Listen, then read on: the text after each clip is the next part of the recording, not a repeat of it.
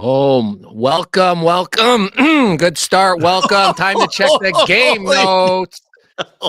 That's true sickness right there. That's not Vegas voice. Battling the ailments here in Troy, New York. You see the arm dog? He's actually at home for once. That's nice to see.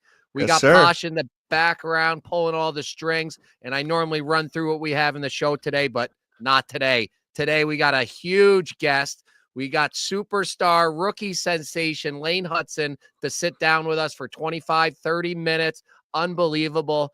Arm dog, great getting him. There's the Montreal logo. So you guys know what the rest of the show will be about, but I don't want to wait no longer. I want to get to that interview as quickly as possible. But first, Arm dog, tell us who's presenting our show today. Yeah. Today's show presented by DraftKings. The weather outside is definitely freezing, but the action on the ice stays hot. Right now, you can get in on the action with our partners, DraftKings Pick 6, a brand new way to play daily fantasy sports. All new customers who play $5 will get $59 in Pick 6 credits. Download the DraftKings Pick 6 app now and sign up with code Chicklets. Only on DraftKings Pick 6. Getting started is simple. Just download the DraftKings Pick 6 app and sign up with code Chicklets. Pick at least 2 players and choose if they'll have more or less of a stat. Like, will they score more than a goal or have 3 or more shot attempts on goal? We'll be doing that later on when we get to the weekend. We'll have it all going again. We'll have it all dialed in, boys. Lock them in and compete against others for a shot at huge cash prizes. Download the DraftKings Pick 6 app now and sign up with code Chicklets. Only on DraftKings Pick 6. Merles, people, the chat, the crown is yours. Oh, the crown is ours right now. We dummied last weekend with all our picks, and then to top it off this week, the Chicklets parlay plus 657 cash. Merle's minute didn't hit last night, but Merle's minutes are 5-2 on the year. The Chicklets parlay. I don't know how DraftKings still in business with these Chicklets parlays hitting, but thank you to them for supporting us. Was that Tuesday night also Tuesday. Was the great one with the big sweat out with the Penguins and Devils game. I was calling that game. Great call, by the way. Unbelievable call. I was dialed in on that, fresh off of coming back from that 7-game roadie, then Florida. Unbelievable time watching my son play hockey down there, and then back right in the saddle, delivering an overtime special that the Penguins came up short on. That bet cash though. And that was exciting. The chat was buzzing on our group chat, Merles. That was absolutely electric, right? Oh, it was awesome. I was so mad. Of course, Hazy's the one that tied it up, that almost ruined it for us. But then he had a pizza. Yeah, I think, remember that earpiece thing we went through last year in youth hockey? I think Yandel has one of those into Hazy's ear. He's like, told him right away, dude, you're screwing up Merle's parlay. And then it went to the shootout. I haven't won in a shootout in years. It was amazing. Yeah, amazing. Yeah, it went to like 9 rounds of a shootout. That was just insane. Absolutely insane, but a good sweat for all those all the hardcores out there that love it, that were riding EBR style with the boys. I love it. What have you been up to, Merles? You're like the busiest non-busy guy. You got action going, but it's like not action. And I remember last year you formulated a list. I got to go back and find it. It would be a great post to have of like how busy you are. It's like, had to get gas, had to go to the ATM. Then I had to drive over here, shoveled my front steps, organized my sock drawer. It was all labeled all the way down. It was unbelievable. What have you been doing, buddy? What's going on with you? Last Friday I was running out of here to get to RPI Alumni Weekend. I put together some pictures. We had an epic weekend. Over 70 alumni came back. We honored our 1985 national championship team. Darren Pupa was part of that team. John Carter, who both showed up and were absolute beauties. Adam Oates was on that team. He never shows up around him, so Minzees for him. But we did a little thing. Wi-Fi. You forgot that one, Singsy. Singsy says you forgot to pay your Wi-Fi as one of your things to do. Is it really? I thought we just checked it. It was fine. I think they're just chirping me. They love chirping me. We started a new thing here, the Red Jacket Club for the distinguished RPI hockey alumni. I think Posh, if he's still there, he's got a picture of that. We had our first few inductees. There's my buddy Hamish. He's with Darren Poopa right there. He's got the Merles t-shirt on. And that was Poopa. He's in his 85 jacket that still fit him. And we gave these red jackets. You see them right there. We got 8 guys came in this year. It's the first year. And we're going to eventually every year add 4 or 5 guys. So eventually everybody will have it, almost like the Masters. Your off ice is just as important as your on ice to get into the Red Jacket Club. So there's the boys supporting Barstool and with the shirts. Steve Munn, Kurt Weasel, Hamish, those guys were my class, 02s. So we just had a hell of a time. We had the alumni game. 1 goal by me, snipe, quick release. Puck on the stick, kids at home, quick release. Don't let the goalie react. So on the stick, off the stick. Here it is. Watch this right here. Watch me. I'm in the red. Watch me come in here from the D, left D, into the slot. Quick snap, bang. Let's go. No Sally, act like you've done it before in the alumni game, you know? I love that. That's awesome. How fun was that to just get back with the crew again, kind of have one of those weekends, reminisce, tell stories, couple pops. I do love the jacket thing, Merles. I think that's amazing. I want to do that. Expect something coming soon. I'm going to get on that with the Penguins alumni. I think those are awesome. We do have jackets actually, but they're like the varsity jackets with like the leather sleeves, like the old school look. But I do like that blazer look. Yeah, so I'll tell you a little bit how it started quickly. Neil Little, who played a long-time pro, we played against him. He was the goalie in Philly, and he had one on last year just on his own at the Freakout, and I'm showing up in like a Chicklets hoodie and hat like a bum, and I'm like, man, this guy looks like an alumni. He's official.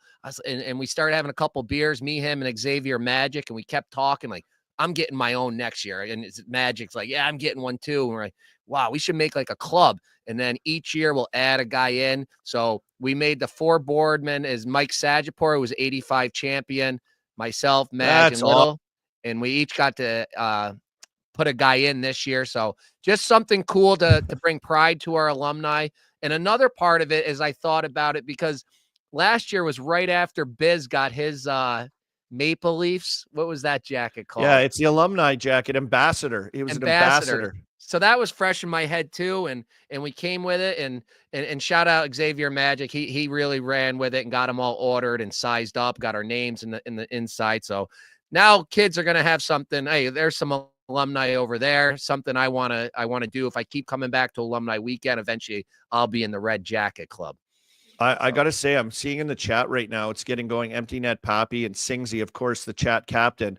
They're saying they need chat jackets, chat alumni jackets. Yeah. The chat, Singsy, get that going.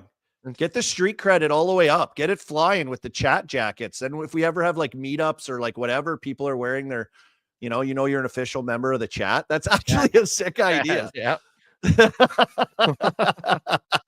What an idea. It was so funny, Merles. Last night I was sitting around with the wife and we were just chatting to the girls sitting here hanging out. And we were reminiscing like you guys probably did about stuff you did when like back in the day in college and stuff.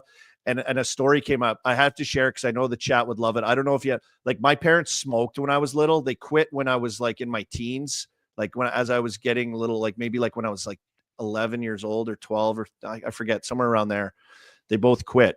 But you remember like having to go and like you had like a note or something or like going down. When I was a kid, I'd ride my bike down to the corner store. It was called Ralph's Confectionery at the time. It's no longer called that anymore. It's still there though. But I would go down there and like get a jug of milk and like buy your parents some darts. Do you ever do that? No, I never. No, my parents weren't smokers. So. Oh my God. I can see that. Who in the chat had to go buy their parents darts at the store? Like you're not of age. You're like a kid, but like you have like a sick note that says like your parents sending you down there. This is how great that back in the day was, like early 90s. And you just like buy a jug of milk for the family and bring home the darts for your parents. Like it's unbelievable. Guaranteed people in the chat did that. Darts for mom, people are saying. Absolutely. We were laughing about better than going and buying booze, having to go down and buy booze for them, I guess. Yeah, you can't do that. Come on, you can't do that. I mean, you could probably get someone to pull it for you if you were like 13, stand out there and beg someone with some cash. That used to be a move back in the day as well. Yeah. But I had a hellish day yesterday, Merles. Hellish day. I went up and worked Wednesday night hockey. Brutal games. Boston Rangers to start, which I thought would be like electric because they're both fighting for like playoffs. and those wild card spots. And like, these teams are kind of in tough spots a little. I feel like it was like a total feel out game. Like it wasn't that good of a game. And then the late game was Edmonton, Chicago, which didn't heat up until later in the game when it kind of got going, a little back and forth action. And then I had to fly home then yesterday morning, 7 a.m. pickup, probably went to bed at 2 a.m, Merles. 2 a.m, 7 a.m, 5 hours of sleep, not great, hotel room, 7 a.m. pickup, 9:20 flight, delayed, finally got on. Plane was frozen. The door was frozen or something. They couldn't get the door shut. Off the plane, delayed, got the new plane, got on the plane, had to de-ice, and then finally took off. Like I could have drove if I left at 7 a.m. and got back sooner than when I actually got home yesterday at like 3:30, 4 o'clock in the afternoon. Just an absolute waste of a day. So that was my day since Florida and the Penguins games, working those. And then Wednesday night fit that in. And then I'm back in the saddle in studio tonight and tomorrow night. Last 2 games, Penguins before the break. Rangers tonight, Flyers on Saturday. And then I'm off into the Four Nations face-off break, which is awesome. I can't wait for that. So that's what I've been up to, buddy. Just crazy. Hardest working guy in hockey, still showing us. It's incredible what you do. The hardest working guy of our podcast is behind the scenes, but we just saw him on the New Jersey video. Pasha, get out here and tell us what it was like to watch a Devils game with Frank the Tank. Warning, the following statements are about to be made by a deranged Devils fan. The views expressed are his and his only. Take everything you hear with a grain of salt because, remember, he is a deranged Devils fan. What's up, boys? How we doing? There he is. Great. Look at this great picture. Yeah, we released a new Chicklets TV. Had the pleasure of attending a Devils game with Busy Boy and Frank the Tank a little while back. And like I said in my tweet, Biz deserves a medal for sitting through that between 2 deranged Devils fans. Frank's guy, Jenks, made a comment. I yelled something during the game, and he goes, "That's exactly what Frank would say." And I'm like, oh, I don't know if that's a good sign. Oh, you're going to get kicked out of that section. I know. But yeah, it was a lot of fun. Go check out that video on our YouTube. And yeah, just more fun content for you boys. Yeah, I really enjoyed it. It also had Biz and Keith when they did, was that Amazon Prime night or whatever they want to call it? Yeah, so you get a behind the scenes sneak peek of that as well. Yeah, that was cool. That's awesome. We're gonna talk some more Devils later. So the disclaimer's already up. We got that going, but I'm sure everybody's waiting for Lane Hutson. We're gonna make you wait a little bit longer. We're gonna just snap it around the NHL real quick before we get to the rookie sensation. Yeah, we got a little player poll that came out the other day, which was kind of amazing. What was that on? The Athletic, I believe. I think they came out with it. Someone had it, like anonymous poll. Oh boy. Look at this. Look at this. First one buddy. up. If you have a no trade list, what's the first team on it? And 48% Winnipeg Jets, 19% Buffalo Sabres, drops down to 8% with San Jose, and then the other ones are a little smaller. But they're Jets, all like Jets. They're Canadian. Like a lot of them are Canadian, like Ottawa too. Like so, like a Canadian couple Canadian teams on there in Calgary too. 3 of the teams. Yeah, New York Rangers on the, what was that, 7th on the list. That's surprising. Winnipeg Jets are the #1 team in the NHL, yet nobody wants to go there, which is just crazy that everyone's afraid of that cold weather. Yeah, and 2 of them are California teams. You got good weather. Good weather, you would think and assume as well. Like John Gibson never wants to leave there. John Gibson never wants to leave Anaheim. So, yeah, this is interesting to see this from anonymous 82 responses. This is from 82 responses for this poll, Merles. And Winnipeg just keeps getting just slandered. I'm not into that. I'm not into that at all. Shout out to Winnipeg, Western Canada. Let's go. Should Gary Bettman retire, Merles? Yeah. 54% yes, 45% no. Doesn't really tell me too much since there's only 77 players. But I mean, I have no problems with him. Until he gets me that health insurance that I beat like I don't know. I'm not going to say, but yeah, I think he does great. So I don't see that being a problem. Next one up is the season too long. 58% say no. 41% say yes. What do you think? Do you think it's like a few games too long? I think it's perfect. Like, and what are you going to do if you shorten it? Then you're going to have to shorten the salaries. Nobody's going to want to do that. You don't definitely doesn't need to be longer. So not I'm longer. happy with it. Now they didn't ask, and this was a hot topic, Merles, is the preseason. And fans can say what they want. It's a great chance to get to some games possibly, and season ticket holder bull crap and all this stuff in some of these markets. But we saw Drew Doughty's injury in the preseason. We saw a lot of guys get injured this year, marquee guys that get banged up and have to not start the seasons. And that's a different question altogether. I think the season's good. Figure out the preseason stuff though. I think that's a little bit overkill for sure. Yeah. And like Miso says in the chat, start the regular season in September. So if you eliminate those preseason games, then you can start the season earlier, which changes everything. You can make the schedule a little easier during the season, and the playoffs won't be as late. So I like that. Next one up. Do you like the idea of an in-season tournament like the NBA's? 110 responses. 54% say no. 45% say yes. I don't like it at all. No, I'd rather the Four Nations idea than an in-season Champions League or whatever that stupid thing is that they do. I don't even get that. I don't know if I'm not a basketball guy at all. I don't get it. I don't get the in-league tournament at all. Is that like a thing that's actually caught on? Do people really like that? I feel like that's like a gimmicky, dumb thing. I don't get it at all. I 100% agree with you on that one. I don't get it. It works in Europe because you're getting the best teams from all the different leagues to finally get to play against. So you get Spain, the English teams, and the Italian teams, and the German. It doesn't work over here. The NHL, we have all the best teams playing every night against each other. We do not need that.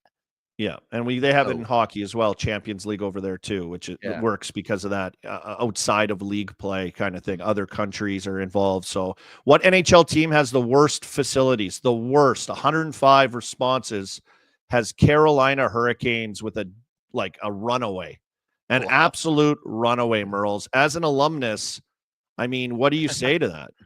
Yeah, I'm surprised by that. Calgary Flames second, 20%. I feel like the Hurricanes rank was pretty good. I can't remember the visiting room. No, but their dressing room, dude, it's horrible. You're in that little shitty room. It's kind of it's so small and brutal.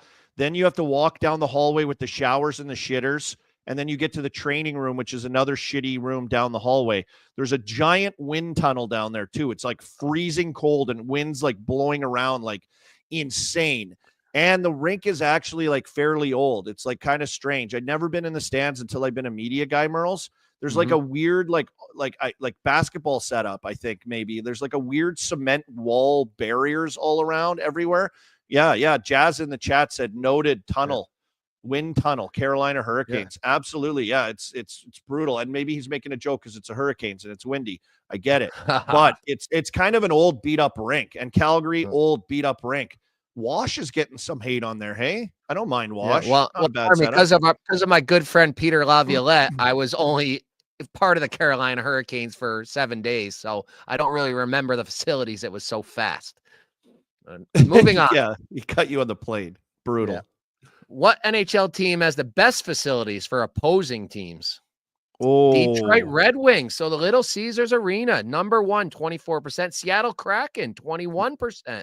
I just went to Seattle's new rink on that road trip that I was on, that crazy long road trip. I didn't go in the room though, but the rink itself is pretty sick for being new. It's pretty sick. It seems like a little tight quarters a little bit, but it looks really nice. Detroit's rink, Merles, is insane. I don't know what the dressing room setup looked like either. And I heard Edmonton's, their new barn is sick too. So all those 3 rinks right there, all newer rinks, all newly redone, just beautiful amenities and setup.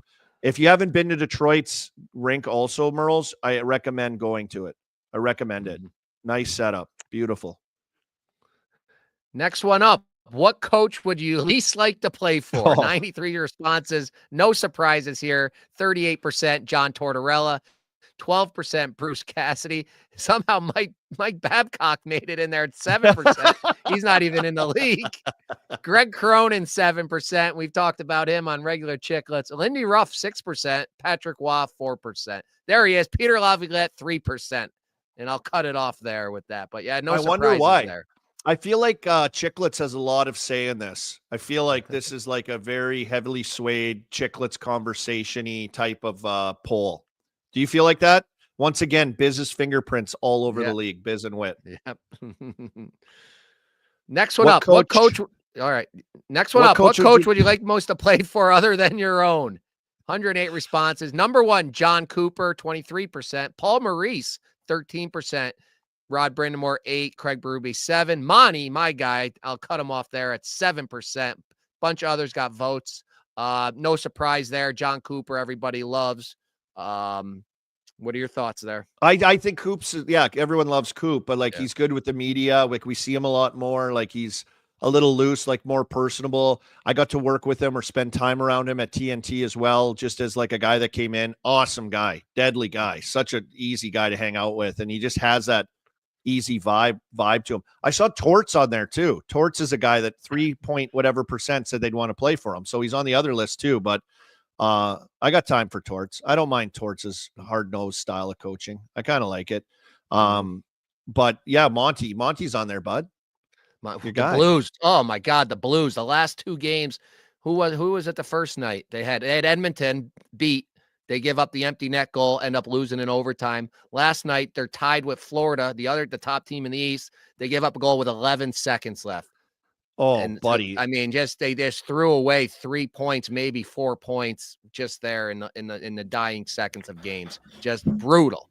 Here comes Posh. And Mur, just to add on to that, there's a lot of rumblings this morning from Nick Kyprios that the Blues are sellers. Braden Shen is on the market, and he just dropped the bomb that Pavel Buchnevich is on the market, who would be a great ad for a lot of teams, including my Diablos. Oh, yeah. We were talking about your Diablos on who they should add.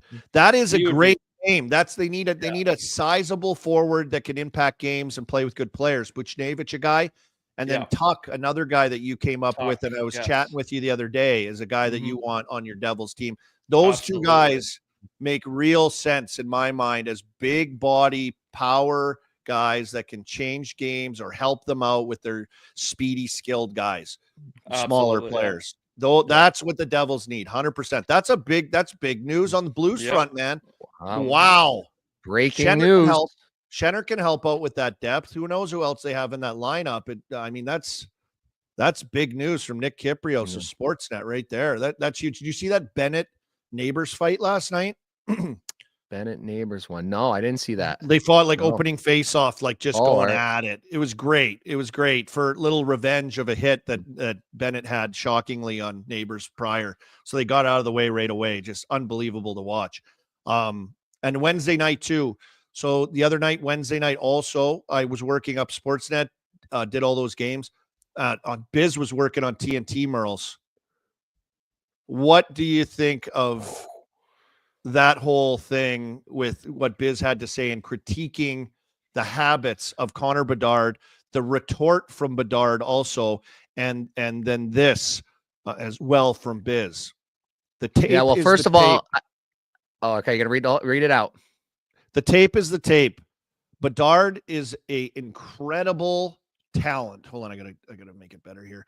And still young. People acting like I got personal when all I said is there's bad habits that I'm still seeing after 120 games played in the NHL. What does age have to do with stopping in front of your own net on a back check when the player involved turned it over? These are choices any player at any age can make. Pointing out losing habits doesn't take away from the good in his game. My job is to analyze what was I wrong in my breakdown.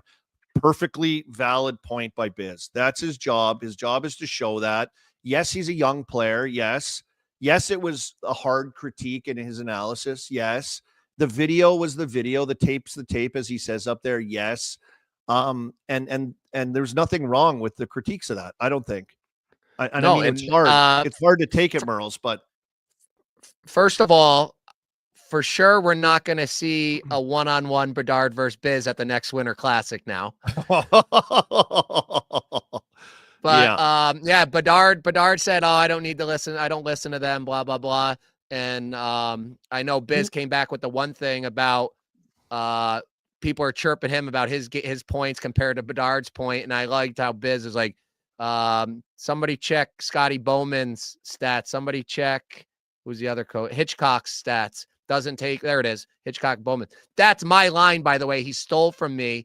Remember when I had to stand up for Pasha when they were giving Pasha shit? Who was he to analyze hockey? I said, no.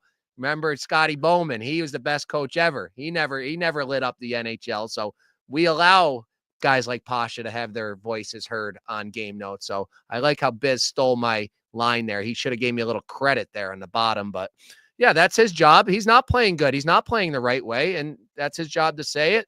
Don't take it personal. Learn from it, young kid. And I think he did a good job answering it as well. And he's got a long career ahead of him to get back at Biz. Bailey Toulouse in the chat says he's right, meaning Biz, and so is Bedard with his comments as well. He knows he made a mistake. He doesn't need TNT to tell him he made a mistake. Yes, he handled it really well. He's an analyst and is able to give his commentary on players' games. I don't see an issue with it here. And I feel the same way, Bailey. I feel the same way. Great comment.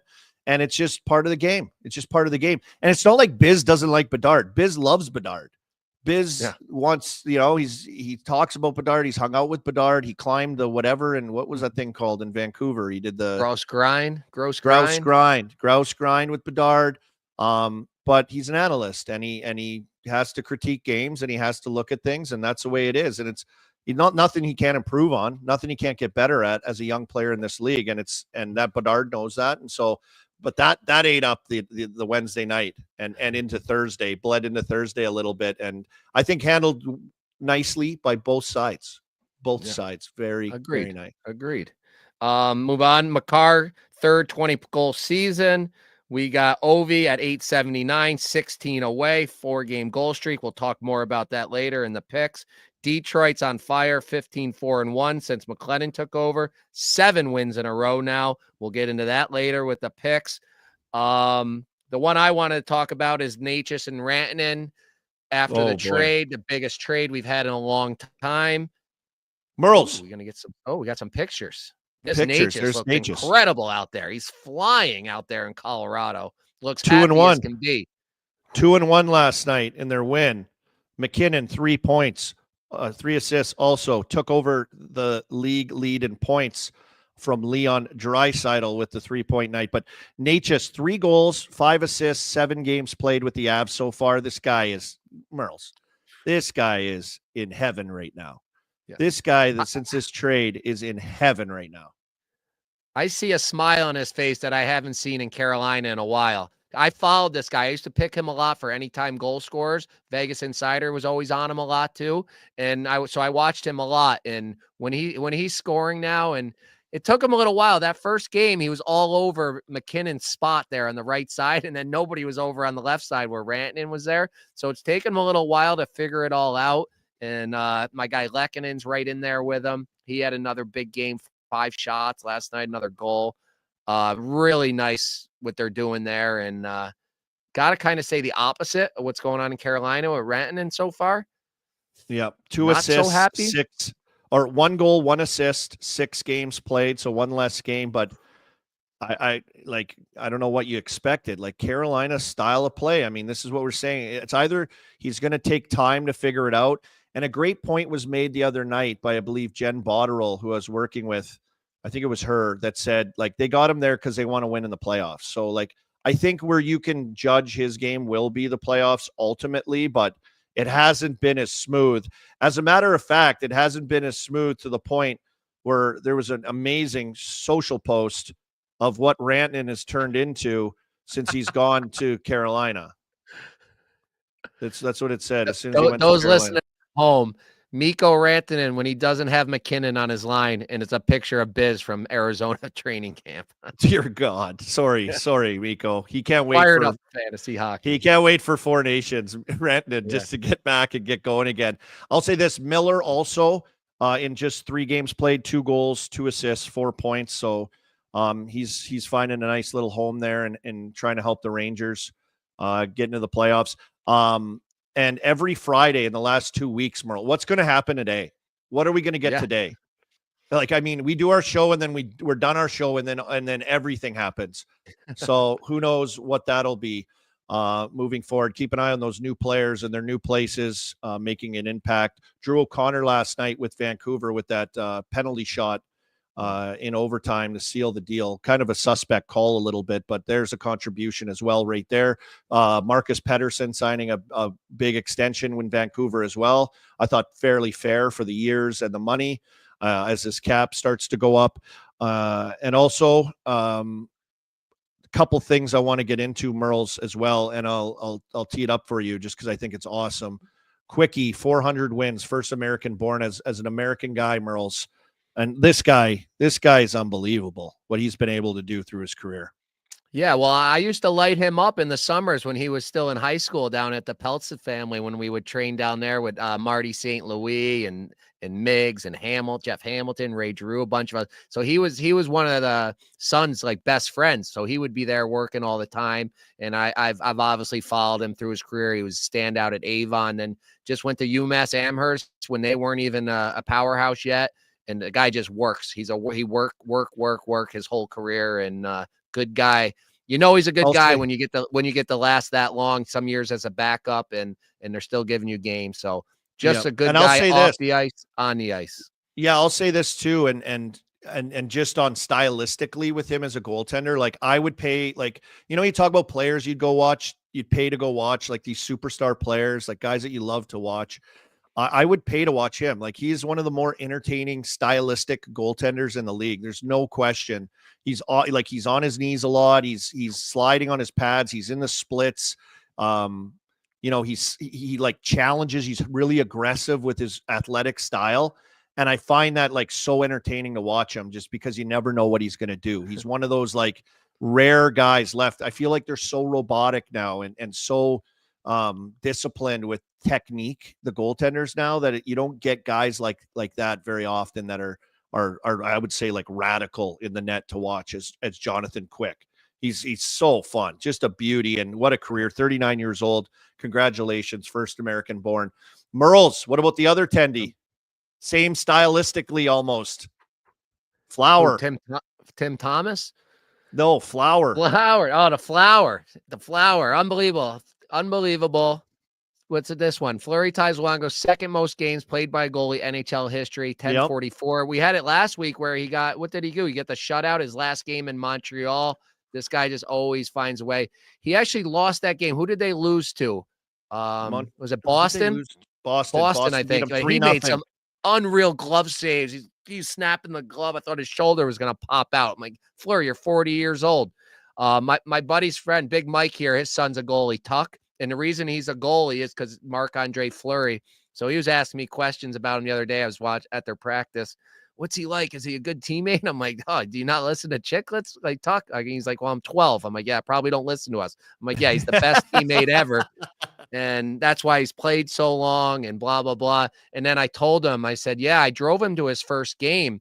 And I said, they really want me to drive him to his last game too. No way. I didn't tell him that. It was a joke that you made up. And he's like, oh, really? That's so sick. So I got him going a little bit. But I remember years ago, I gave him an autographed card of Marc-Andre Fleury, and that's how he started becoming a goalie.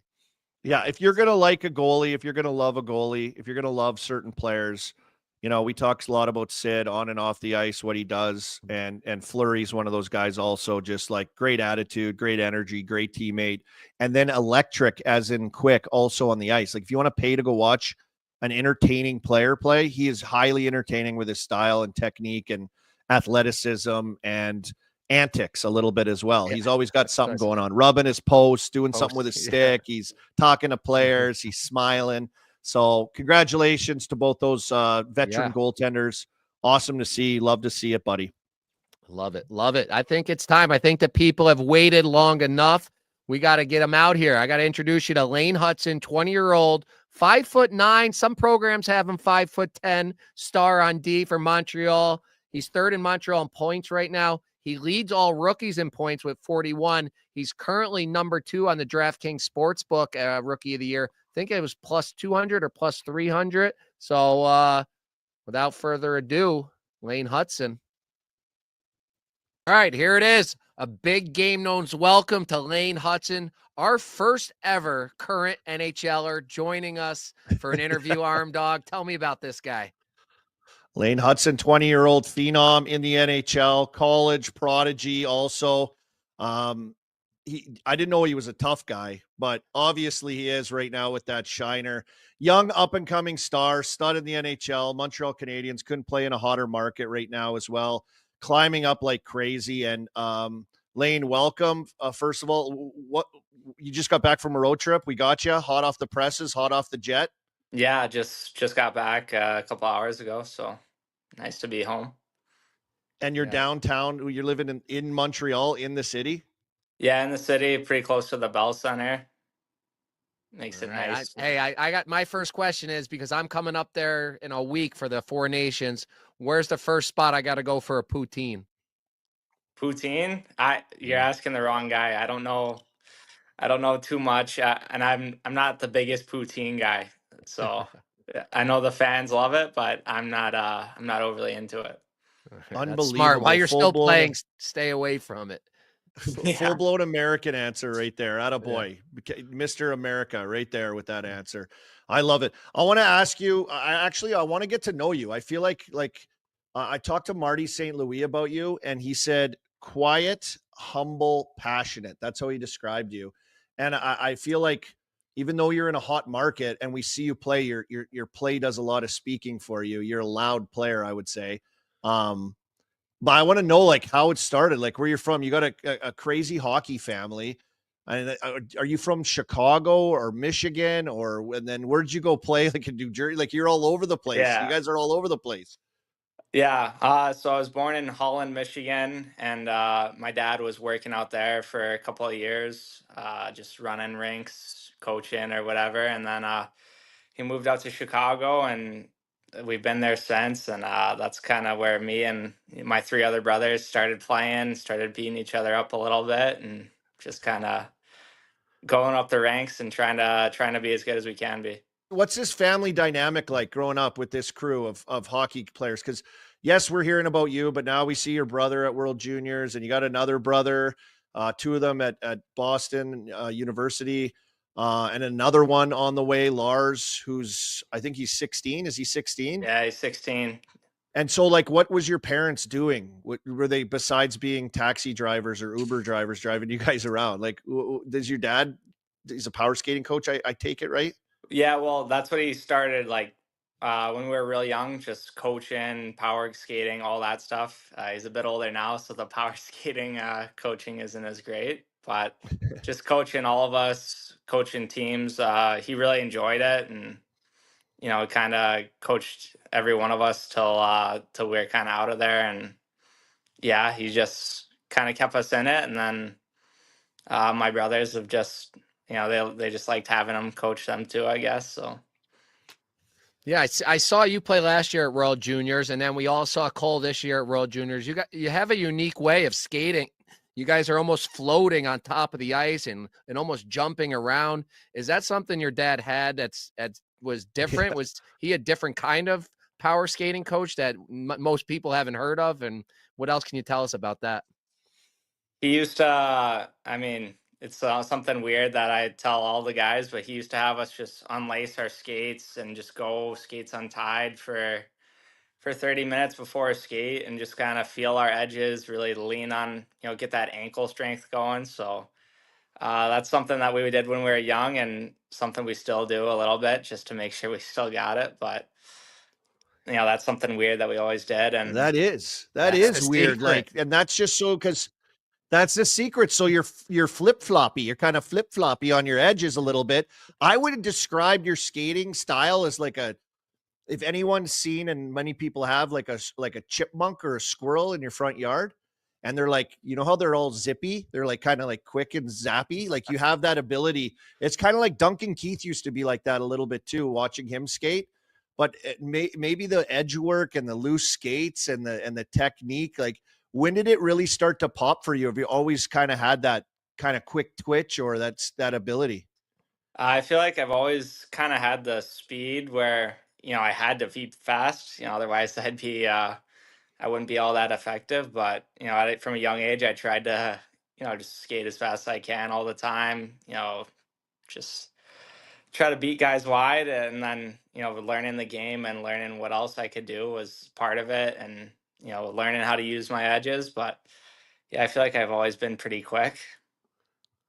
Yeah, so that's it. Army's the crazy hockey dad. I'm on my way to be one soon. So I love these tips and why we are on the youth hockey and in the minor league hockey. That's what we cover here on Game Notes, opposed to Spittin' Chicklets. I found my little friend here, Bonane, and that tournament is coming up. I believe you had 7 points in one game or something crazy, some crazy stats up there. Looked like you did really well.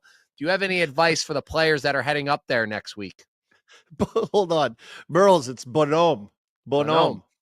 For It's a snowman.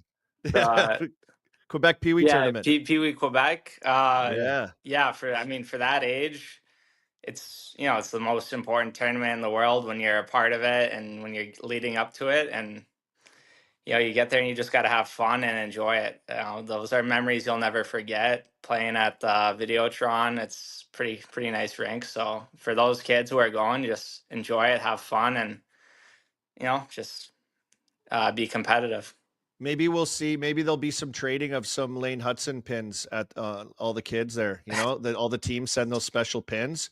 I got a Detroit one. Well, I didn't. My son did a few years ago with Steve Eiserman was the Detroit one with a Stanley Cup holding it and stuff with an octopus. It was sick. Some of those pins are sick. You did that, I'm sure. Yeah, I did. I was kind of, you trade with the guys who really know the pins there and they kind of know how to work you a little bit. Oh, So yeah.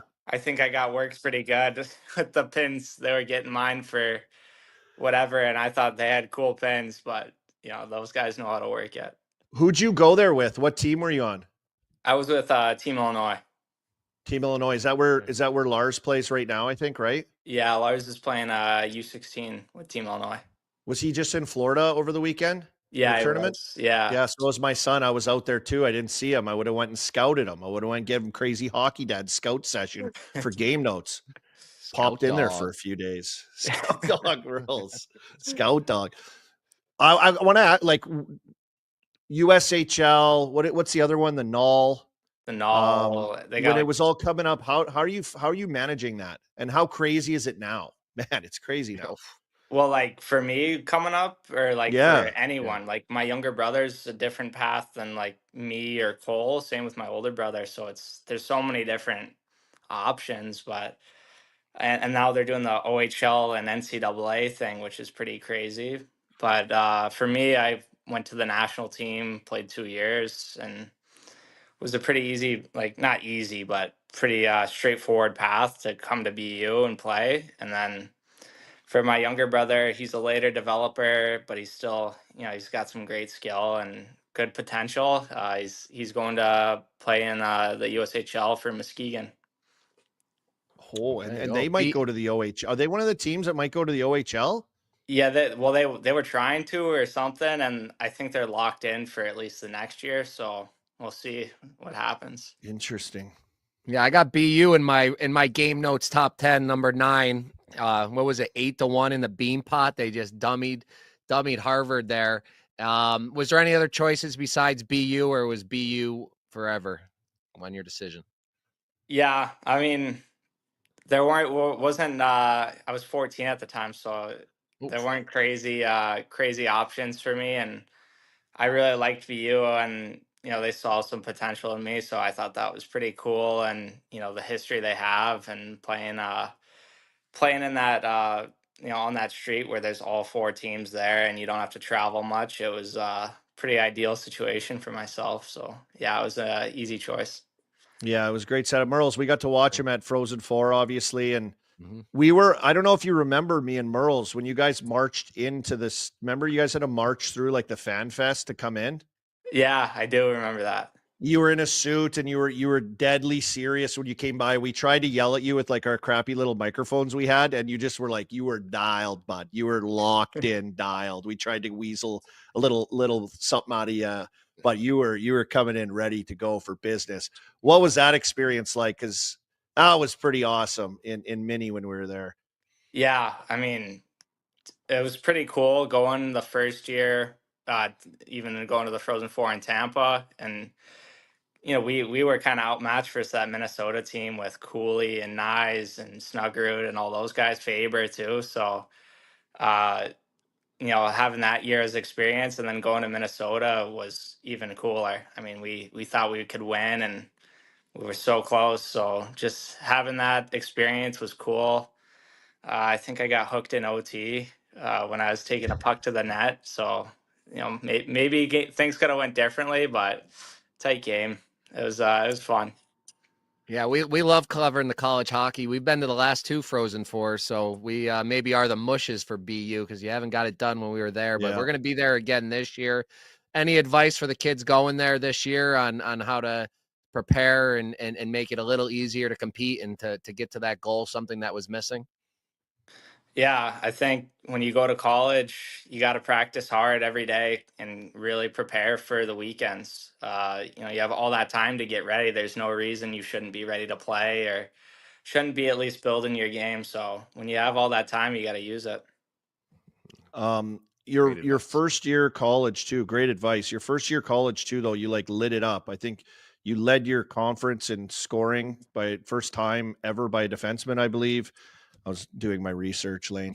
Like, did that surprise you kind of, and what kind of obstacles have you kind of had to get over with being an undersized defenseman and kind of the new age modern style defenseman, and coming into like, every time you've probably gone up, it's like, okay, yeah, we'll see now. We'll see what this Hutson kid can do now.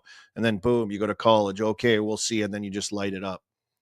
Yeah, I mean, coming into college, being at the national team really prepared myself, and I know all the other guys that have been through that program. But we, our U18 year, we get to play all these college teams, and I know they probably don't take it as serious as we did, but just having that experience helped a lot. And then kind of showing up and having my older brother with me too helped a ton. He was with me and he was a freshman, so having him there, leaning on him when things weren't going well, or kind of figuring out how to get to that next level or learn or whatever. It's important to have someone, and having him definitely helped. But yeah, that's I'm surprised you didn't come up with anything that Ryan Whitney helped you so much, because he loves to go on Spit and Chicklets and say how he's an ambassador and everything for BU. Did you actually see him on the ice ever or around the program, or is this just like something he tells himself so he can feel good about himself? no. He came my second year, so he came when Macklin came, which makes sense. I mean, Macklin's a stud, Yeah. so Yeah, he is. he wanted to say that he had impact maybe, but Macklin was going to do what he was going to do anyways. So Are you surprised by how well Macklin's doing in the NHL? I know like a couple little injury here or there, but like he's been an absolute weapon out there for them and making the jump as you are as well. yeah, I couldn't be any less surprised. He's like, just the way he competes, it's hard skill. He can shoot it, he can score. I mean, it's crazy what he does, and he's so young still. So to see what he's doing, it's like, if you don't want to work around him, you shouldn't even be, around him. Honestly, like, he works so hard and so detailed. So playing with him for a year was the most fun I had playing hockey in a long time. Yeah, I was going Got to keep something, moving Merles? on. Yeah, I just wanted to kind of move on and talk more about like the Four Nations coming up in Montreal. I know you've been on the road, but is there a big buzz in the city up there? A lot of people talking about it, and are you guys talking about it? Looking forward to maybe the break, or looking forward to watching the games? Just thoughts on the Four Nations as we're getting right there. It starts next week. Yeah, I mean, there's a good buzz around with the fans, and it's going to be cool to have. We have I think 3 guys going, so to hear the buzz, and our guys are always talking about it. Just I think it's going to be cool to see the best on best, and really see what the crowds bring, and I think it's going to be a really good tournament for all 4 teams that are playing. Were you pissed you got snubbed from Team USA since you're leading all rookie scorers and an absolute light show on your team? Was that hard to handle for you here in your first full season in the NHL? I think they'll do all right. I think they got the right guys. Well, Quinn Hughes right now seems to be a question mark. We're unsure. So there may be an opening there for young Hutson to step in and dominate. What's it like? I know Werenski's banged up too. Another similar type players. Keep your skates sharpened, Lane. Yep. Keep those skates sharpened, bud. Always. I know Montreal. I got to spend a year playing hockey there and feel what it was. I grew up a Habs fan as a kid too. Look at this. Like, where's the logo? I got it right here. Where is it? Where am I? Where am I? Where am I? I don't know what I'm doing. There it is. Your right hand. Yeah. Just an electric, cool place to play. Getting drafted there, playing there, the atmosphere, the Four Nations energy that will be also. What's it like for a 20-year-old kid playing for Montreal with kind of the star factor that and kind of the young, cool vibe team that you guys have trying to make a push to get in the playoffs? Yeah, it's pretty special. I mean, I don't think it's like this anywhere else. Obviously, hopefully, I never know. But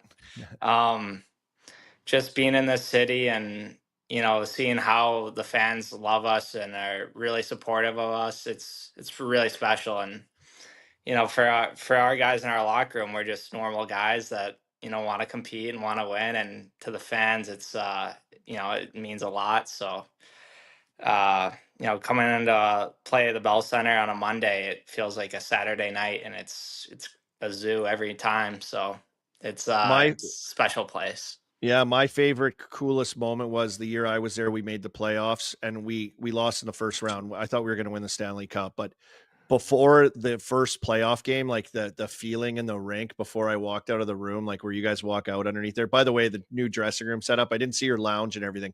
They redid everything. It's pretty nice in there. But when you come out and that feeling of the energy in Montreal, like there's just nothing like it. So I'll leave that with you as a goal to chase down, to get that feeling of what it's like stepping on Bell Center ice for those playoffs and feeling that energy. It's amazing. Were you blown away like when you got drafted by Montreal too? Yeah, I honestly, I had no idea where I was going to go. Like, especially when it was ticking down in the second round, I was like, maybe this team, maybe this team. And then Montreal ended up getting me. So I was pretty excited and, didn't really know too much. I mean, obviously I knew, they're a historic organization or whatever, but didn't really know they were going to draft me, and was really fortunate with, the coaches they have and, getting to know them and, kind of see what the future could look like. So it was cool. Yeah, that draft was actually in Montreal too, which has to be really special. I was going to ask you about the coach while you were on there, Martin St. Louis. Yeah. I used to train with him in the summer. We were kind of on a little different program, but he was doing the squats. I mean, 350 pounds just to warm up. His legs were tree trunks. Do you guys catch him in the gym anymore? Is he still doing that? What kind of workouts he into now?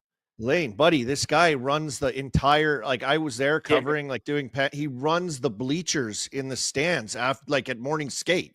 Lane, it's insane. I do see him do that. It's like, because I didn't know, like, I didn't know he actually did that. Like, I heard about it, and we did an optional pregame skate, and when we do optional, sometimes he doesn't come out. So I was kind of shooting around, and I see him like sprinting, like he's like going hard up the stairs and down the stairs, and it's like, it's crazy. And he doesn't need to do that. I think he's in pretty good shape. He doesn't need to do that, but I think he likes the challenges and likes to just push himself. So it's crazy. How good has he been though? Like his press conferences are legendary. Like the way he thinks and speaks and is so descriptive, and like his love for the game, Merle. So you probably noticed that, like working out with him and being around him. Like he's much like yourself, like a real passionate hockey guy. How great has it been to have him as a head coach and like work with him, and how supportive has he been with your hockey mind? And I think your like tenacity to be great, because I think he had to probably deal with a lot of stuff far before when the league was way different as a smaller player as well. Yeah. I mean, he's been so good with me just from the start. The little things he tells me, like one thing in particular, he said, it was a preseason game and I was trying to, do a little too much or whatever. And he's like, listen, I'll let you know when we got to reel you in. I'll never ask for more from you. So just kind of play your game. But, I'll never tell you we need more. Just, I'll be here to reel you in a little bit. So that was something that was, pretty special. I mean, it's a little thing, but it's like, he wants me to be my best and do my thing, but he also expects me to, really be playing into what we need to do, and just whatever helps our team. Yeah, that's where his head's at. It's whatever helps our team, you got to do, and no matter who you are. I like it. Well, he's sorry, Mar, he's a Hall of Famer. I mean, he's I played with him in at World Championships, and I'm telling you, this guy was like, I'd come into the family room at those tournaments, and like he was in there watching playoff games at like 1 a.m. by himself, had the thing on. I'd come in there to see what was going on because of the time change, and he was going. So he just like, he loves the game, he loves the boys. Like he's got a great understanding and a delivery with it too, and I just think that's so cool. It's kind of cool too. I think you have the shortest coaching staff in the league as well. So that might help you as a smaller guy too, 5'9". I think none of those coaches are 5. I think they're all 5'9". Yeah, that's going under the hood, Army. I'm big time going under coaches' stats analytics. I got coach analytics going on over here. Oh my God. Okay, I got another question for you. What's your like NHL moment? What's like something like in a game? Yeah, okay, you're playing in the NHL. What's something like you really remember here early, whether it was last year, those few games you got, or if it was this year and one of your games you had a big night, or you were just matched up against someone and something happened that like is like, wow, I'm in the NHL. For me, it was just those first 2 games. I'm a big Patrick Kane guy. Like, love watching him play growing up in Chicago. So just kind of knowing that I was going to go up against him, and maybe just knowing what he's been able to do in his career, it was a pretty special thing to see it, and see that he still has it. I mean, he's still so silky and makes unbelievable plays. So that was definitely it for me. Oh yeah. I remember lining up with Yager, Burles. Yager. Oof. Remember how big and thick He's he so was? big. I know. I was like, oh my God. Yeah. That was like kind of like, whoa, crap! You're in the NHL, man. Look at the size of this guy. Look how good he is. It's just ridiculous. Some of these guys. Hey, what's it like Kane playing against them, like Crosby? Some of these things, is it just becoming more comfortable for you? Do you find yourself being starstruck at all a little bit as like a rookie in some of these guys you grew up watching?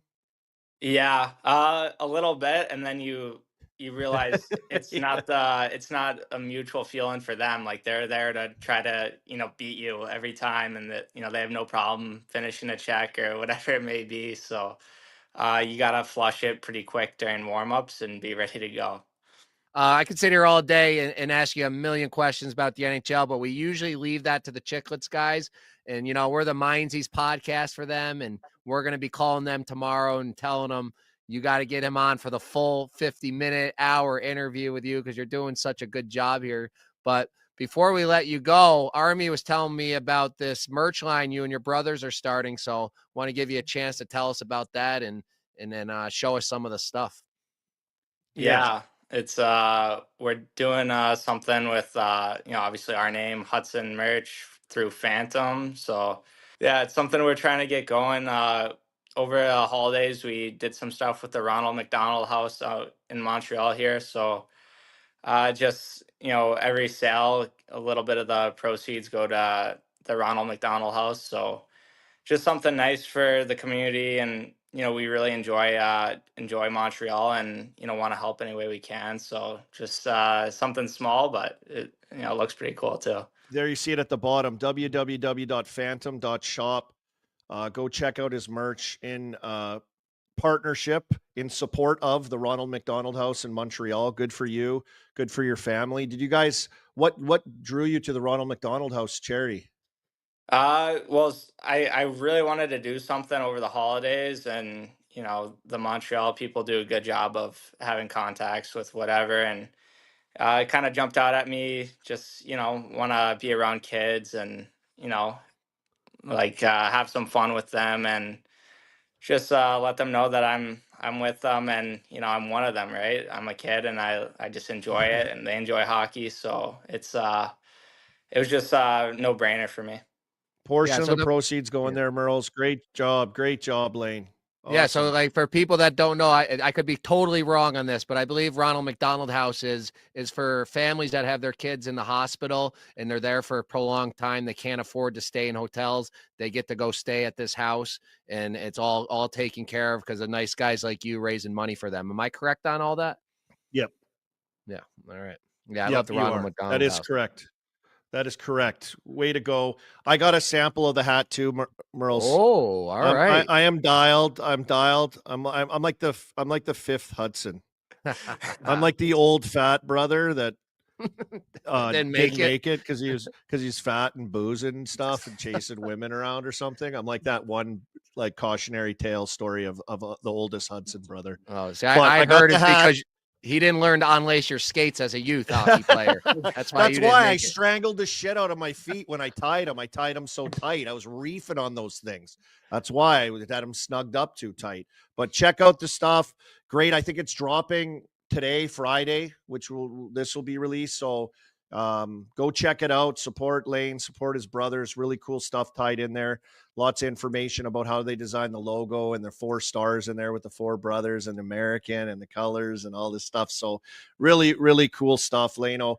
I've loved watching you, Merles. Like it's been unreal, Lane, watching your play. What before we let you go, what's the hardest thing at the NHL level that you've had to like adjust yourself to with, you know, the size or the speed or the skill?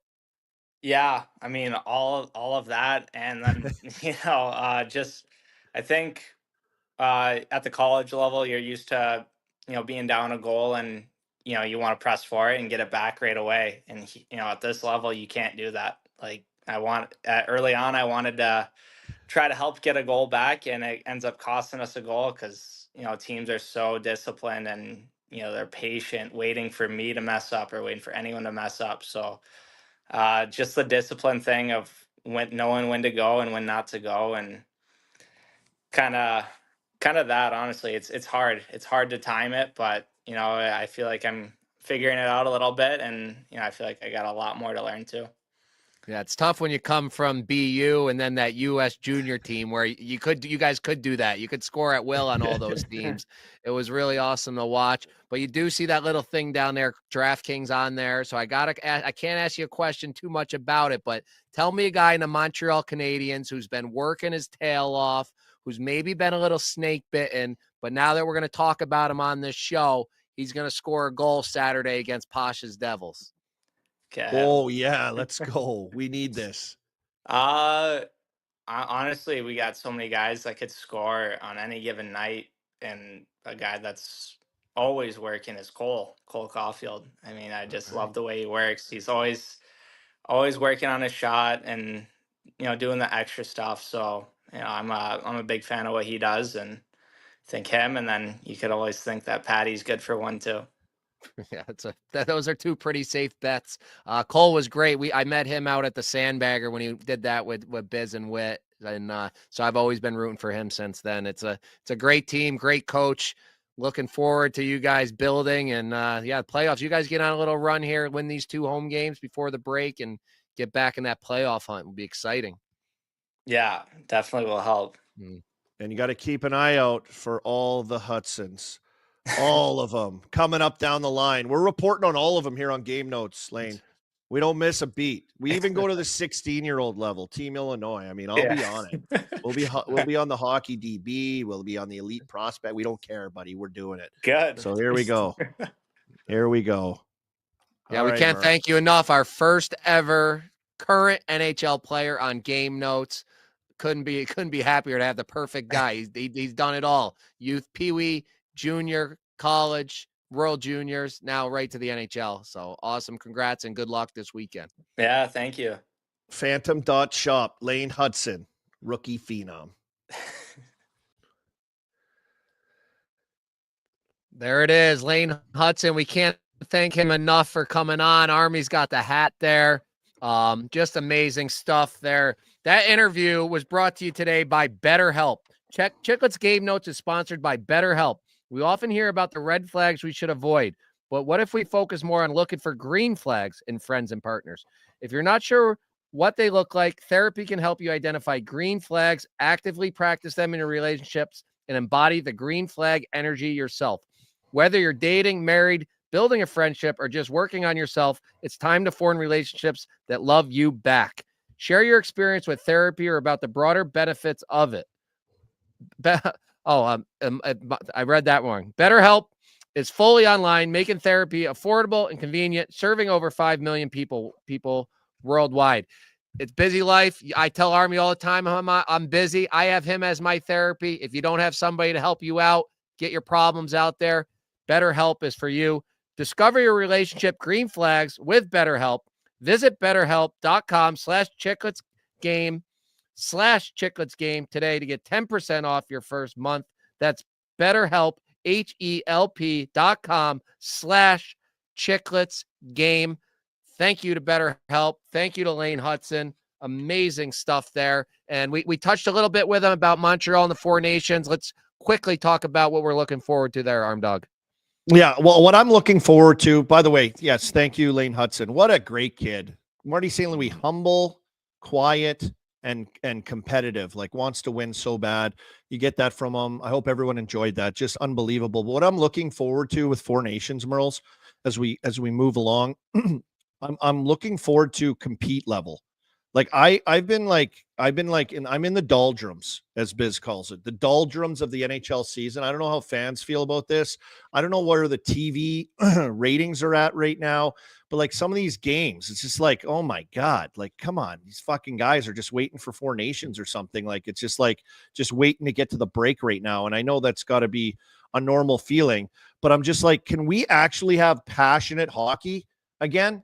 Can we bring it to another level here with the Four Nations as we look at the schedule coming up? I'm looking forward to that. I need that, Merles. I need energy inserted into my life. I don't want boring games. I don't want passionless hockey.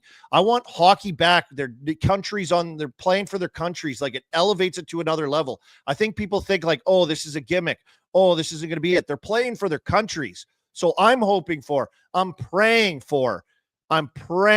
as we look at the first games at the Bell Center. Thank God. I'm praying that this tournament, that this Four Nations face-off will give us that punch, will give us that bite, that fight, that passion that hockey is supposed to be played with, playing for your country. Please, I would need it right now. I'm in the doldrums, Merles. I need a little more. Army, I'm telling you, I felt like that, but I'm starting to feel the other way. The injuries are piling up even before this tournament. Heiskanen's out, Carlson out, Markstrom, Pietrangelo, Quinn Hughes. Is he going to make it? Thank God Pittsburgh is sitting Sid down for the good of hockey. Pittsburgh, do not let Sid play another game. You owe it to the hockey, the world. We need him playing for Canada.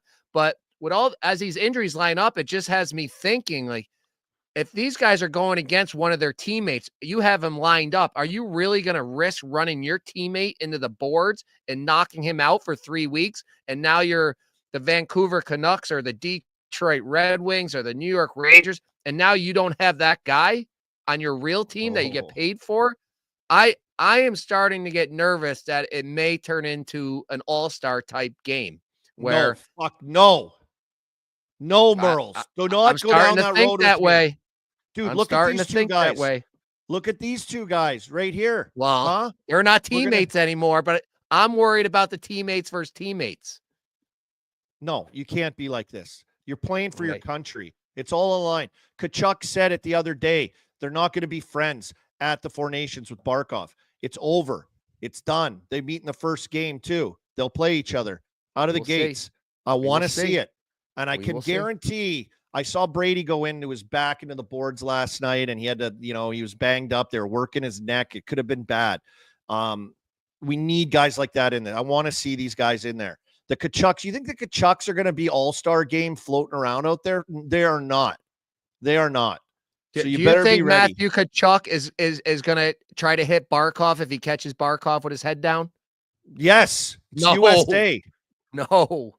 Stanley Cups are more important than a Four Nations gold medal. That's true. God damn it, that's true. But I'm telling you, I just like with the way these injuries have been coming on these guys that are so important for like Dallas Stars is a Stanley Cup favorite, and this guy is out now.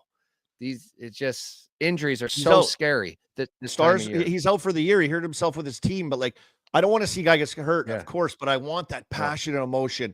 I want that wrapped up. That's why JT and Pedersen, there's that angle as well, like going against each other. Like we got that going. I'm interested to see like what's going to happen. That Canada hasn't named who their replacement is yet. I know lots of talk around it is like probably Doughty who's back now. They're trying to wait it out to see how he gets his feet underneath him. You know, who else can step in there, Merles? What's his name in Calgary there, defenseman? As a guy, I forget what I'm blanking on his name right now. Great dude. Great player for them. Chat, help me out. Who's he going in for? For Petrangelo, who's at Uyghur. There he is. Thank you, Jazz. Uyghur. Uyghur's a guy that's up on the list too. He's pretty high up there. Jazz, my guy. He's all dialed in. He's like a good vibes guy. Uyghur. Vibes guy, beauty.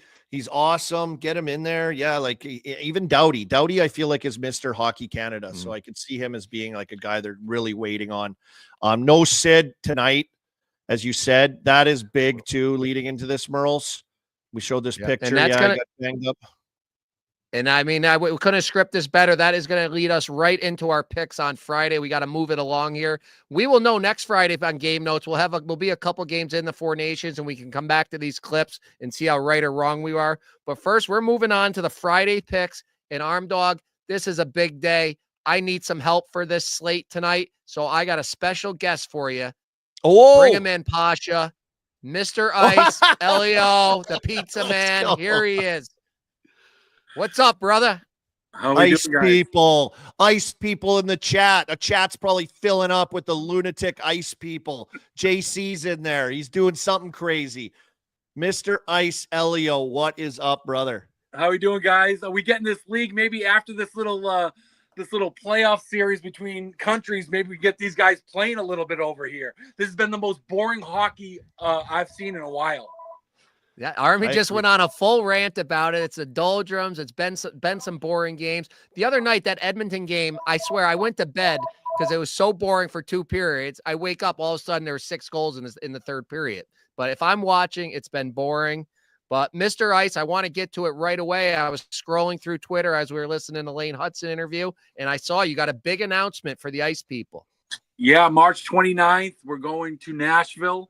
Last year we did Arizona. We shut down that team in Arizona. Hopefully we're not going to do the same thing to Nashville this year, although it looks like that team is on its way out, so we might have a chance on doing that.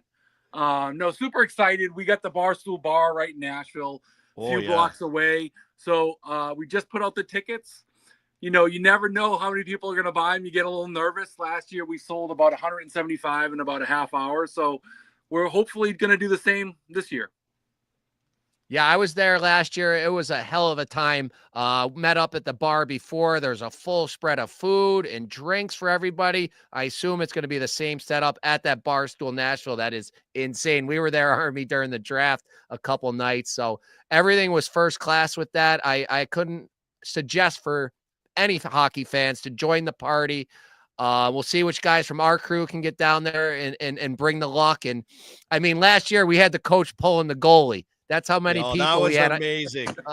That was amazing. Stuff. Elio, what's the date on that again for everybody? It's March 29th, Saturday, Nashville versus Vegas. It's a 5:30 game. We're going to head over to Barstool Bar probably around 2 o'clock, get nice and toasted up, walk over 3 blocks to the game. Yep. We're ready.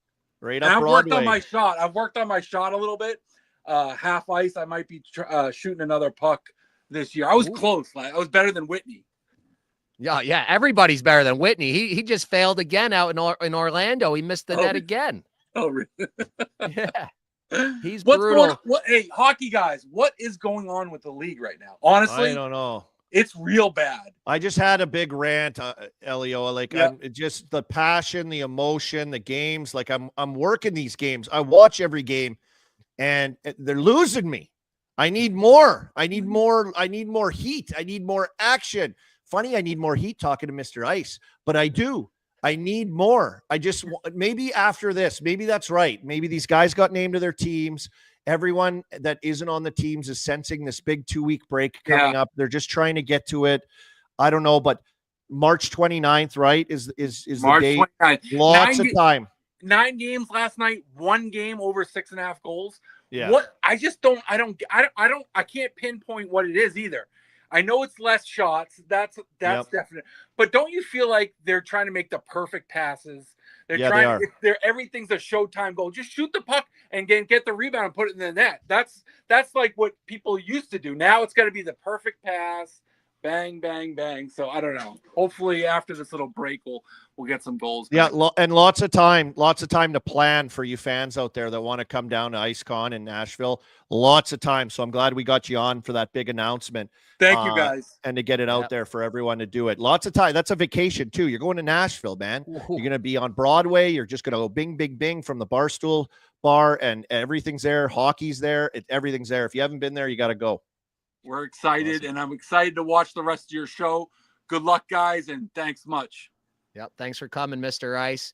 All right, guys, and then I'm gonna rip through these picks quickly tonight. I was on this game right away. I put the line Rangers 3-way -125. That was before the official Sid news. I thought it was going to be that anyway, but I'm on the Rangers in regulation. I'm on Connor McDavid over 1.5 points, McKinnon over 1.5 points, because that's the game of the night. Colorado, Edmonton, probably the 2 most fun teams to watch in the entire league. And then I am on Dallas moneyline -108 at LA. LA's great at home, but now I have this whole thing against Biz where LA's frauds. So I got to put my money where my mouth is. So Dallas moneyline, those are my 4 plays tonight.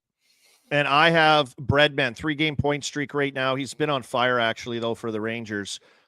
He's got 2 goals, 3 assists, 5 points in that point streak as well. I would say, even though he's against my Pens tonight, I'll be working the game in studio, not calling the game. I'm not on the road. It is an MSG. If you're a gambling man, you should look for Panarin for an anytime goal. I'll give you that, Merles. Yeah, I got to shout Libby Mers in the chat. Army is the only reason to watch the Pens. I love that, Libby. Finally, let's go, Libby. Comment from Libby, not chirping me. Chirping you. Yeah, she's owning you. Thank you, Libby. Libby, big assistant captain of the chat right there is Libby. Yep. So that's Friday picks. We're going to go quickly to show Minzees. Oh.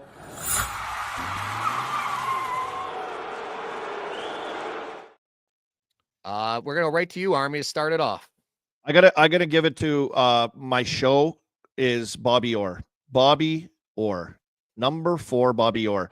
Exposure Cup tournament down in Florida. I popped down there. Bobby Orr popped into a game. Amazing to see Bobby Orr around the rink. Actually, Luongo was there too. He was there. Kessler's team was there with Little Caesars. Came to see Kess's team play. Kess's team, Little Caesars versus my son's team, Mount St. Charles, were in the final. It was a 2-1 overtime win for Little Caesars. Snuck one out on the boys. But Bobby Orr was there. You know what Bobby Orr did? You know how great Bobby Orr is? He showed up. Everybody a signed picture of the goal. He did. Personalized to every kid on the team. Came in the dressing room, had a little speech for the boys after the game, gave them all their own personalized Bobby Orr flying through the air picture. He really did? He really did. He really did. As a matter of fact, Bobby Orr forgot one of the kids. He felt so bad. So the boys were kind of chirping him like, Bobby Orr forgot you. Bobby Orr got his personal phone number, his cell number, called the kid, talked to him and apologized, and it mailed him his own personal picture. And so the kid said, I didn't get a picture, but now I'm getting it. And I also have Bobby Orr's phone number. Ha, boys. But Bobby Orr to the show. Unbelievable. And that whole tournament was so cool. Like Puck Prospect, social media, like all these little kids that are doing all this stuff and these different organizations that are promoting these like youth hockey players. It's absolutely wild. It's such a machine they have going on with these things. But to see Bobby Orr sitting in the stands, watching my son's game, getting a chat with him, visit with him, and then what he did on top of it, class act all the way. Number 4, Bobby Orr. Obviously, he's the show. Yeah, I love that. Bobby Orr always been show. Pasha, let's get you. Haven't heard from you in a while. What do you got? My show is Jaromir Jagr and his mom. This video came out this morning, courtesy of BR Open Ice. You see here. You got Jaromir Jagr with his 78-year-old mother on the ice, shooting around, passing the puck. That's awesome. Isn't Yogg 78 too? Yeah, he's close. So if How's that Yogg's work? wasn't enough, look at that. Oh, Close. mom. So if Wow. Yogg's wasn't enough, he's got his mom out there at 78 ripping biscuits around. So, some young teams in the league that need veteran presence, the Sharks maybe. I think she's a UFA if they want to sign her. So There you go. That's awesome. Yeah, Yogg's still going, still doing it. I love that. And she can't write this stuff up. It segues right into my show. I mean, that's a pretty good mom there. But I got to say, my two kids, Ted and Lily, they have the best mom. She's at home right now alone. Both kids are sick, terribly sick for 4 or 5 days with the high fevers, the sore throats, the don't want to eat, don't want to drink. So call my wife up to the show for being at home, taking care of both kids so I can be out here watching hockey, building a house, going to Montreal for the Four Nations. So my wife to the show. Army, Minzees. Moms/wives. I mean, God, you got a good one, Merles. Just battling it out. Minzees, it has to be booing the anthems. We saw a few times it happened. I think Marchessault spoke out against it. Like, what are we doing? Over what? Like trades things, tariffs or something? Like, what are we doing here? Booing anthems and people's anthems. Like, I'm cross-border. I'm like Canadian and I'm American. And like, I don't like, we're like all the same. Like everyone's like, I cross over and it's like all the same stuff. Like we're the same. Like, why are we booing anthems though? Like, I don't get that. And I like what Marchessault said. A few other players spoke up about it. I don't get it. I was seeing like rumors they might not cover or put on like certain anthem singers, feeling heat for having to sing different anthems, like, getting a great experience to go out there and sing these anthems. They're getting booed while they're trying to sing. Like, it's just like, knock it off. I think we're through that phase, but when we were in that for like the last week or so, when all this shit started going crazy and we started doing that, like that was so stupid. I'm sending that to the Minzees. Great. Big time. I got to build on that. So it came out, the Quebec City mayor, I believe it was, or the governor of Quebec, whatever you guys call it up there. He had to come out and send out a newsletter to all the Quebec Pee Wee fans. Do not boo the U.S. teams at the upcoming Quebec Pee Wee tournament. So no way. Yeah. So then that was getting sent around. We have, I think, 5 or 6 kids from the Troy team here going up there, and we have a little group chat, and that got sent in there. One of the dads goes, "Don't worry, I got 6 Trump sweatshirts to give to the Billets." So just drop off a little MAGA shirt for the Billets. They'll love that. Come out waving the American flag instead of the team flag. They're going to hand out Trump sweatshirts. So really, really get things moving up there at the, what's that called? The Bell, not the Bell Center. What's the one in Videotron? Videotron Center. But all right, Pasha, Minzees. My Minzees, believe it or not, I'm putting the Devils in the Minzees. The Devils are in shambles right now. Ever since the Christmas break, they just have not looked like themselves. Injuries is one thing. They're missing their captain, best two-way forward, Heischer. Their starting goalie, Markstrom, their number 1 defensive D, Siegenthaler, but that's no excuse. They looked like shit before that. They look like shit now. This Four Nations break couldn't come at a better time. I'm confident they're going to figure it out. They have some roster work to do, top 6 winger, third line center, but they have been absolute Minzees for 5 weeks now. Figure it out. Libby, put up Libby's comment in the chat right now. Pasha's loyalty to the Minzees. Pasha's loyalty to the Minzees, Libby. Wow. I know. Good save at the end, though. We'll figure it out. We got this. Despite what you guys think, I'm a realist fan. I'm not deranged. I'm a realist, and they'll figure it out. He wants to have this clip. He wants this clip ready to be when they go 10-1 over the next 11. Be like, I turned the team around. Yeah. Maybe this will turn them around. Yeah, I think they do. I think they do need the break, though. I think they are a team that needs this break and needs to get in there and come back out refreshed and maybe make a trade for Buchnevich or Tuck. That would be huge. 100%. All right. Is that it, Mur? No, I got a Minzees. I showed all the good clips at the start of the RPI freak out, and I could have just went away. But Pasha calling out the Devils makes me feel like I got to call myself out. In the game, it was 5-3. We were down. I just made a video that we were going to come back. I get the puck on my stick. I don't know if we have the clip or not. The puck, I give a guy a breakaway. He misses it. Puck comes back to me. Here it comes. He misses it. I get open, I give the stick slap, boom. Get completely robbed by Scotty Perkowski, the goalie I played with. He was a 2000 graduate. He's in better shape now than when he played, but he robbed me. They took that rebound, went right down and scored because I didn't get back on defense. And there he is just laughing at me, Scotty P. So shout out him. But Minzees for me, I blew the alumni game. It was all my fault. So I'll be back next year, and I'll be sure to put that one away. In tight upstairs, Merles. That's got to go pop. You got to pop that shelf. Far side coming down from down low behind the net. Goalie pinned on the line. You got to get that far side shelf. Automatic. Merles to the Minzees. Oh. Yeah. Everyone's saying my internet to the Minzees. Nothing new there. Yeah. Let's get on to Saturday picks. Saturday, buddy. Saturday, Sunday. 14 games, Merles. 14 games. Here we go, baby. All right. I mean, if I didn't take the Montreal Canadiens money line after having Lane Hutson on, I'd be insane. So I got them, and I got Cole Caulfield anytime goal because Lane told me to take him anytime goal. So that's that one. Vegas, Boston day game. Everybody knows my rule. I went against it last weekend. I will not go against it again, but I just do not believe in this Bruins team, and I never bet against Vegas, but I will take the under 5.5. I'm on St. Louis three-way. I talked earlier about the 2 games they just blew. They will take out those frustrations on the Blackhawks at home. Toronto money line at Vancouver. I watched the whole Toronto game last night. They were awesome. They looked legit. So I'm on Toronto again. And then late game, Calgary against Seattle. Seattle is a sinking ship. Calgary, I assume Wolf will be in net at home. The kid's a stud. So big card for Saturday for Merle. Yeah, absolutely. And for me, keep an eye Ottawa, Florida. Ottawa's at Florida. That'll be an exciting game to watch. Battle of Pennsylvania, also Philly against Pittsburgh. 2 teams that are out of it right now. Out of it, maybe no Sid again Saturday night. We have to wait and see, but there might be something to find in there as well for you, Merles. So good job. That's Saturday night. You want to go to Sunday? I got you. Yep. 2 games, Sunday only. 2 games.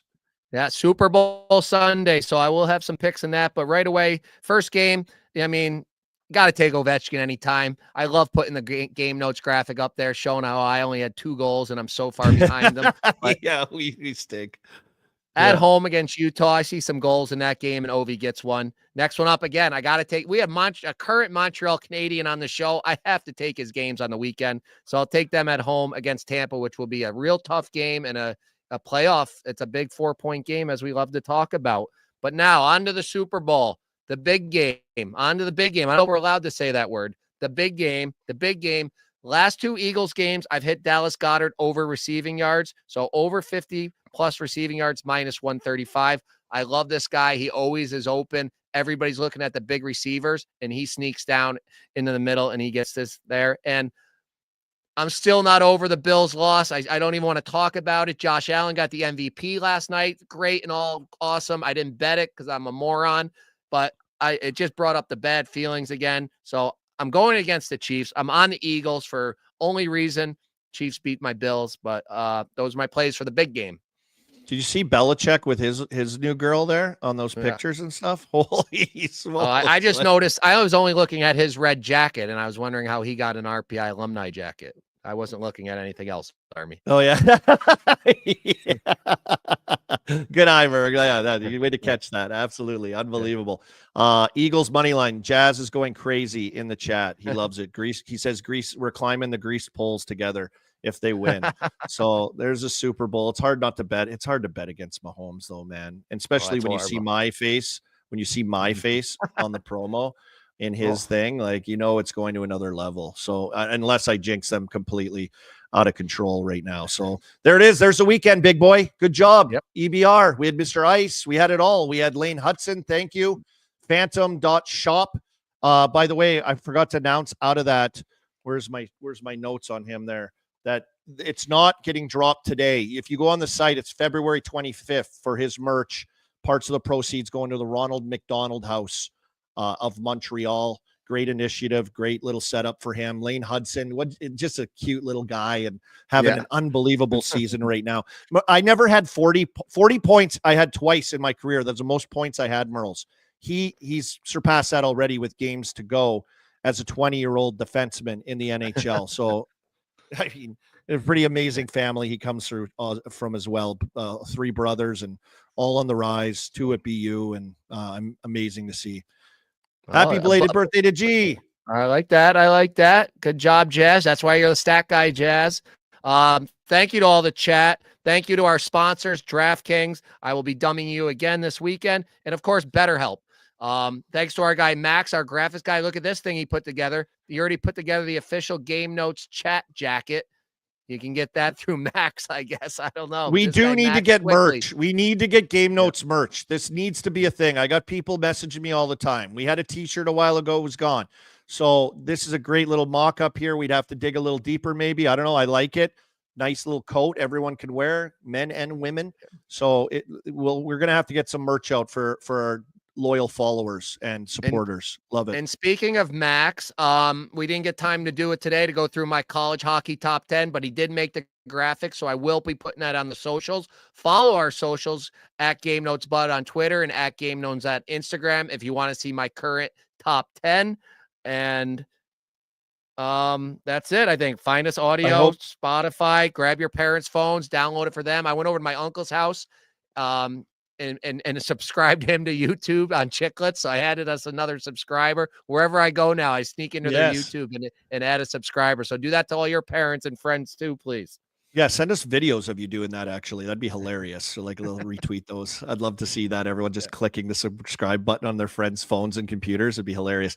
And next episode, Merle's next Friday. We may be in Montreal. I'm working on it, possibly getting down there, right? I'll be there 100%, so I won't have to listen to you guys about my internet here. I can't wait. I'm so excited for the games. I know they might not be as intense as we dream of and hope of, but it's still going to be a fun atmosphere. You're going to see all the usual suspects that we do at all these hockey weekends, agents, other podcasters, and all these other crazy hockey people. So real exciting for what's coming up next couple weeks. All right. We'll see everybody. Have a great weekend leading into the 4 Nations, baby. Love you, Merles. Great work, buddy. Pasha, you're the king.